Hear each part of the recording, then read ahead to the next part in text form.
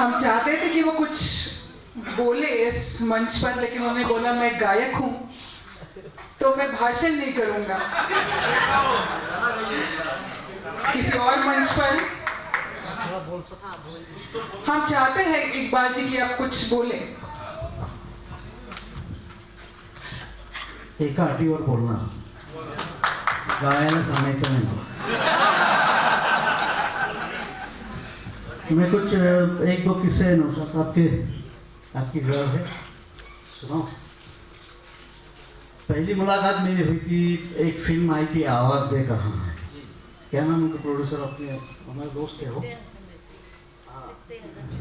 तो उन्होंने पुणे में नौशाद साहब को बुलाया था और प्रोड्यूसर मेरे दोस्त थे, इसलिए उनको मेरी मुलाकात नौशाद साहब से पहले हुई।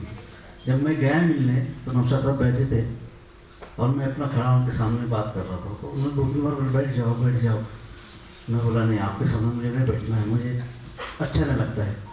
तो हाथ पकड़ के उन्होंने मुझे ज़बरदस्ती बिठाया। फिर मेरी मालूमात ली उन्होंने, एक दो तीन मैंने बताया बातें सब। दूसरी मुलाकात मेरी हुई उनसे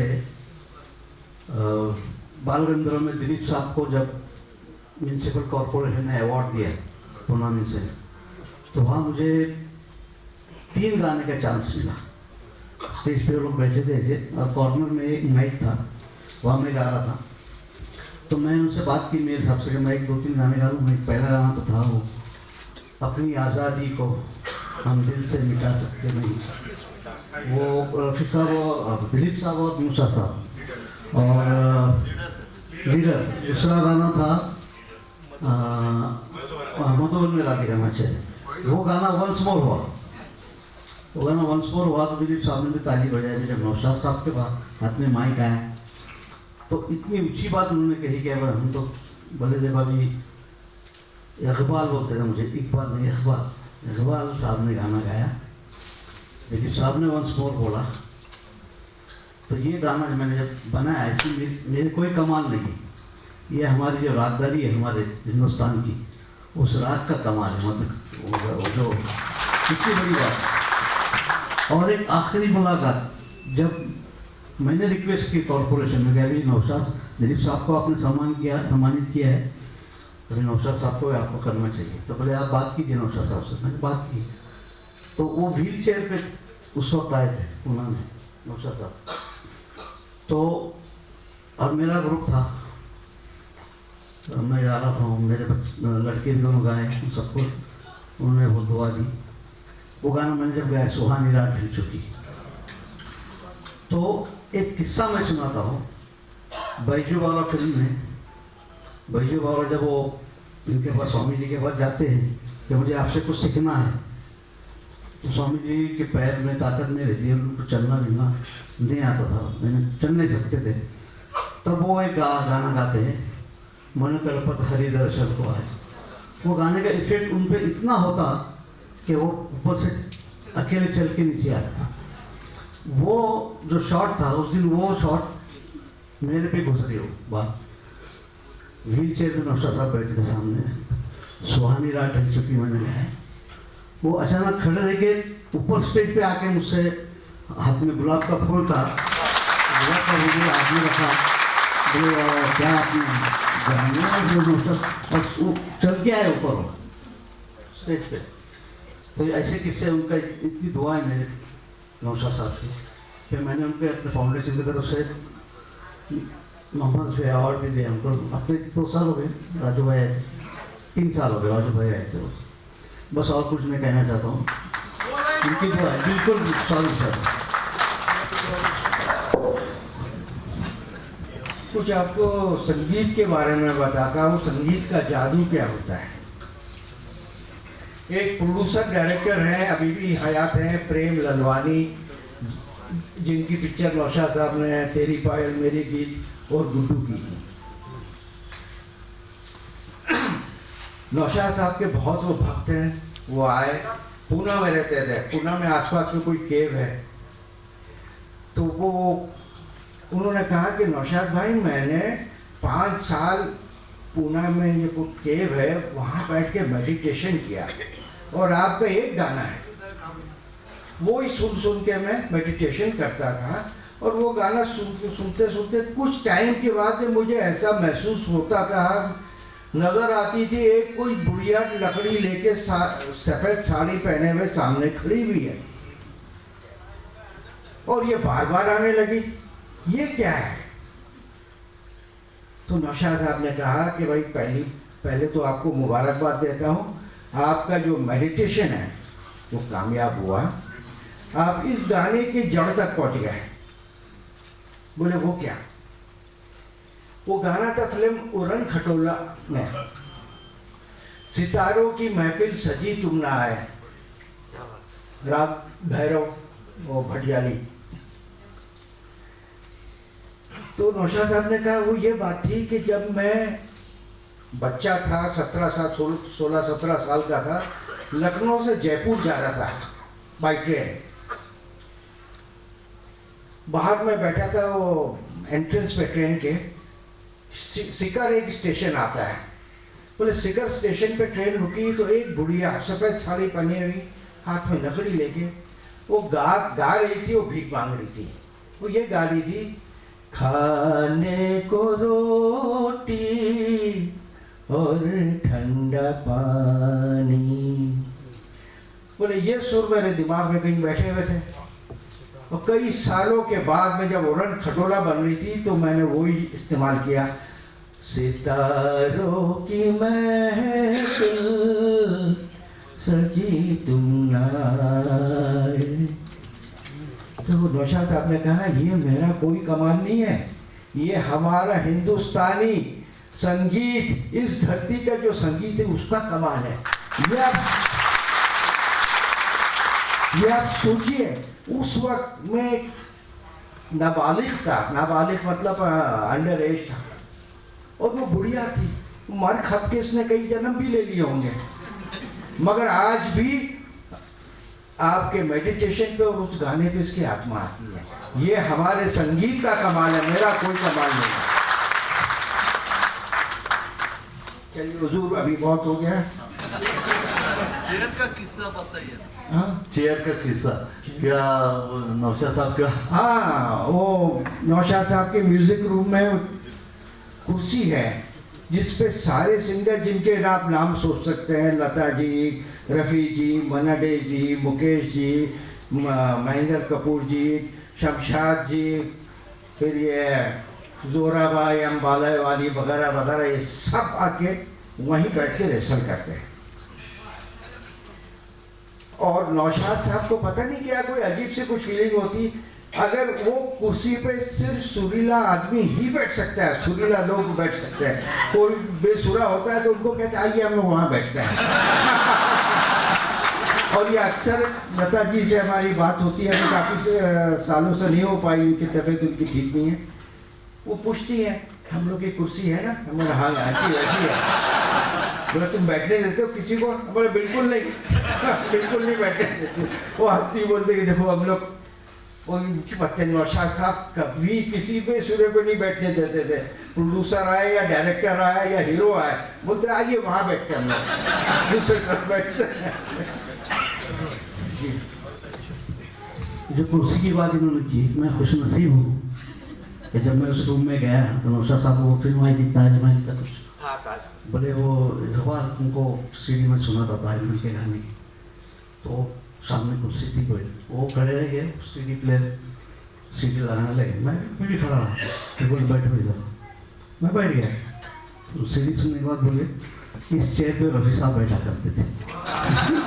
उसको खड़ा हो गया मेरी अभी, तो ये जो राजू भाई ने याद दिलाया, मैं भूल गया था बात, इन्होंने याद दिलाया। मैं खुशनसीब हूँ, उस चेयर पे मैं बैठा हूँ, नौशाद साहब ने खूब काम। बहुत बहुत शुक्रिया राजू जी, सबा जी और इकबाल जी। इकबाल जी, संगीत की बात आई तो आप चुप नहीं बैठ सके, आपने भी आपकी भावनाएं आज प्रकट की, हम बहुत खुश हुए। बहुत सारी बातें हैं, बहुत सारी यादें हैं, बहुत देर तक हम ये किस्से सुन सकते हैं, लेकिन अब समय की पाबंदी है तो हमें इस प्रोग्राम के अगले हाँ बढ़ना पड़ेगा, क्योंकि इतने हम इन्वॉल्व हो गए थे आपकी बातों में, तो उससे बाहर नहीं निकल रहे थे। सबा जी, मैं आपसे अब रिक्वेस्ट करूंगी कि हमारे कुछ मेहमान आज आए हुए हैं, उनका आप आदर सत्कार करें। सबसे पहले यहाँ के हम सिकंदर हे जे पुस्तक आहे त्याचं अत्यंत आकर्षक असं मुखपृष्ठ ज्यांनी बनवलेलं आहे ते नावडकर बंधू यांना मी विनंती करते की त्यांनी मंचावरती येऊन सभाजींच्या हस्ते सत्काराचा स्वीकार करावा।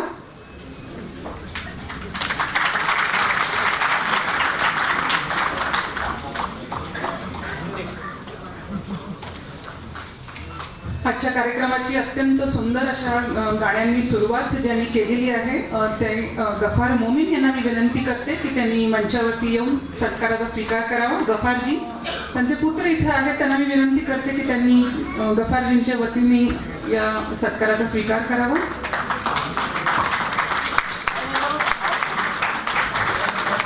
प्रीतीजी यांना मी विनंती करते त्यांनी मंचावरती यावं आणि सभाजींच्या हस्ते सत्काराचा स्वीकार करावा। रामदासजी, रामदास गायकवाड,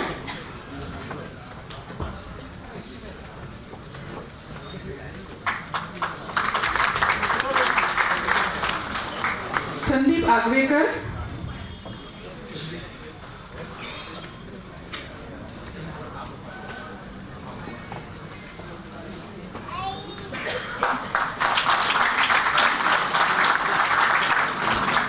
अजय राव,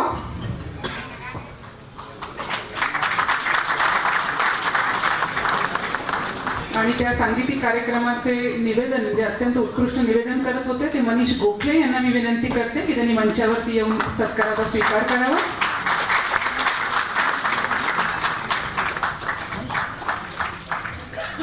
धन्यवाद सभाजी। अब मैं राजू जी से दरख्वास्त करूंगी कि अगले सत्कार वो अपने हाथों से करें। सर्वप्रथम माजी मंत्री माननीय श्री बाळासाहेब शिवरकर आज उपस्थित आहेत इथे, त्यांना मी विनंती करते की त्यांनी मंचावरती यावं आणि सत्काराचा स्वीकार करावा।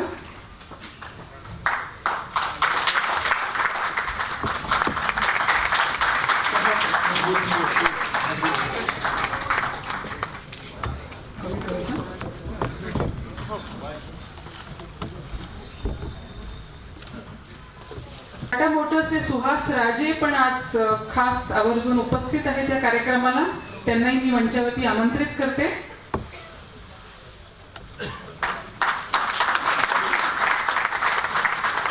टाटा मोटर्सचे गांधी साहेब यांना मी विनंती करेन की त्यांनी मंचावर येऊन राजूजींच्या हस्ते सत्काराचा स्वीकार करावा।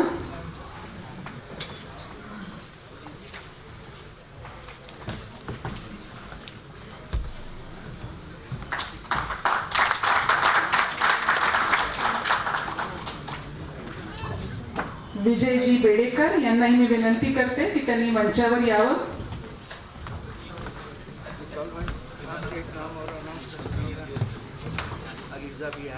जी जोशी यांना मी विनंती करते की त्यांनी मंचावर यावं आणि राजूजींच्या हस्ते सन्मानाचा स्वीकार करावा।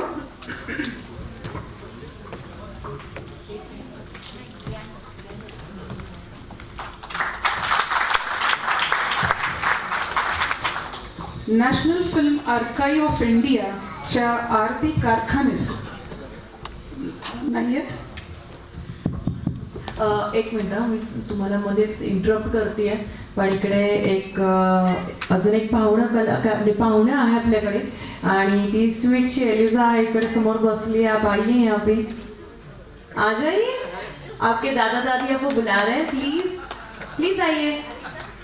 एलिज़ा आइए, सब लोग वेट कर रहे हैं, आ जाइए। मेरी मम्मी आ रही है, उनके साथ आ जाइए। कम कम कम कम कम,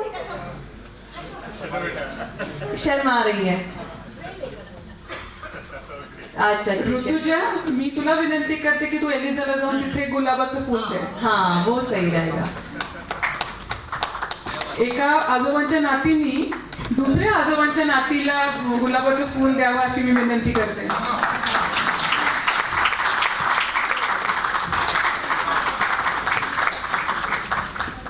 सुप्रसिद्ध निवेदक सूत्रसंचालक आपणा सर्वांचे लाडके सवाई गंधर्व महोत्सव ज्यांच्यामुळे आपल्या सर्वांपर्यंत पोहोचतो, आपल्या सर्वांचे लाडके, जोरदार टाळ्याने स्वागत करूया आनंद देशमुख सरांचं. राजूजी, तुम्हाला विनंती आहे की आनंदजींचा सत्कार आपण करावा. सवाई गंधर्व महोत्सव म्हणजे आनंद देशमुख, इतकं समीकरण ते आता फिट सगळ्यांच्या मनामध्ये बसलेलं आहे. आनंदजींनी रसिक हो म्हणणं याच्यामध्ये जी एक वेगळी ताकद आहे ती आम्हा कुठल्याच निवेदकांमध्ये असू शकत नाही.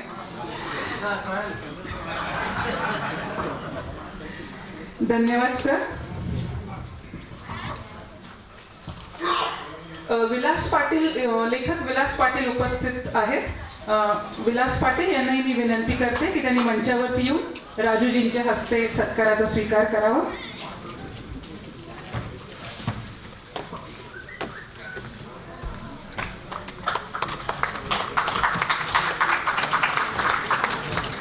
धन्यवाद राजूजी.